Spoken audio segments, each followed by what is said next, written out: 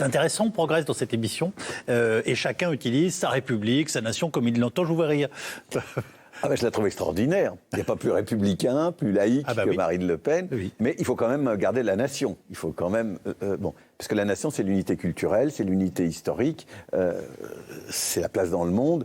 Et donc, non, je trouve ça très... Enfin, amusant, non. Je trouve ça intéressant. Mais je trouve qu'elle y va vraiment très fort. Parce que passer de la... Enfin, on peut défiler de la République à la nation. Mais enfin, c'est quand même pas tout à fait... la même chose, sinon que les deux catégories nous indiquent un principe d'unité. Oui.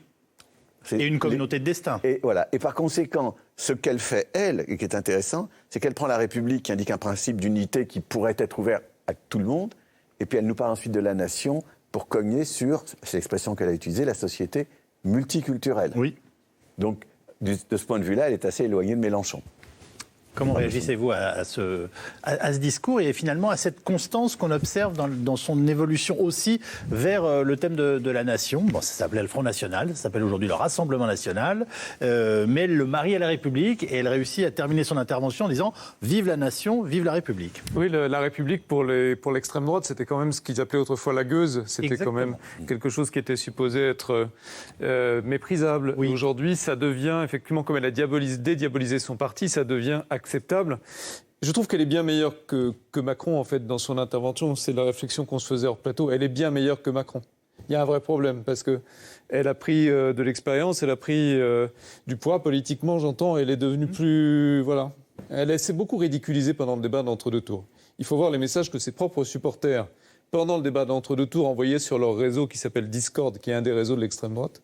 Il faut voir ce qu'ils envoyaient. Elle a perdu beaucoup de crédit à ce moment-là. Je trouve c'est incroyable cette résilience de certains hommes politiques qui fait qu'elle est toujours debout et qu'elle est meilleure encore qu'avant et qu'elle a appris de ça. C'est incroyable, la famille Le Pen, cette capacité. Il faut que ça s'arrête quand même à produire un poulain par génération. Voilà, ce sont des éleveurs, quoi. Ils élèvent des populistes, quoi. Il y en a un par génération.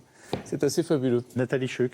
Elle sait qu'elle a une fragilité sur les questions économiques. On l'a vu dans le débat. Il faut qu'elle remonte vraiment beaucoup de terrain là-dessus face à Emmanuel Macron dans son optique d'avoir un nouveau match avec lui en 2022. Mais elle sait qu'elle peut vraiment le prendre sur le terrain de la République. Voilà. On voit bien qu'on parlait de nommer les choses. Oui. Elle nomme les choses. Voilà, les mots sont dits. Elle a hissé un petit peu son niveau de jeu. Elle nous parle de la République. Rappelons quand même que le Front National était fondé avec des anciens monarchistes, des vichistes, des partisans de l'Algérie française quand même. Oui. Donc elle oublie des ennemis de la République. Tout en préservant quand même son cœur de cible avec la thématique de la nation.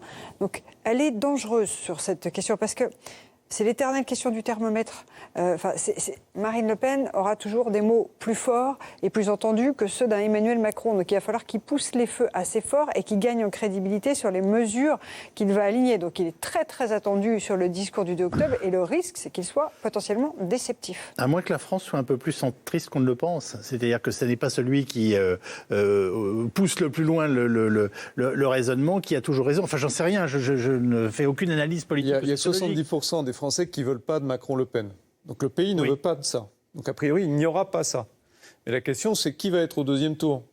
On se disait hors plateau que ce n'était pas forcément Marine Le Pen. Mais si c'est Marine Le Pen, qui est-ce qui va pouvoir faire le match cette fois-ci? Parce qu'il n'y aura pas la construction d'un parti qui vient de nulle part avec un jeune premier. Il y aura un Xavier Bertrand peut-être. Il y aura des gens peut-être légèrement moins portés que Macron. Donc elle a une chance de prendre le pouvoir. Pour le coup, historiquement... sans aucun doute. Je ne suis pas certain que le jeu qu'on essaie de faire toujours au deuxième tour, on va gagner avec le Front républicain, soit possible cette fois-ci parce que les planètes s'alignent quand même beaucoup pour elle.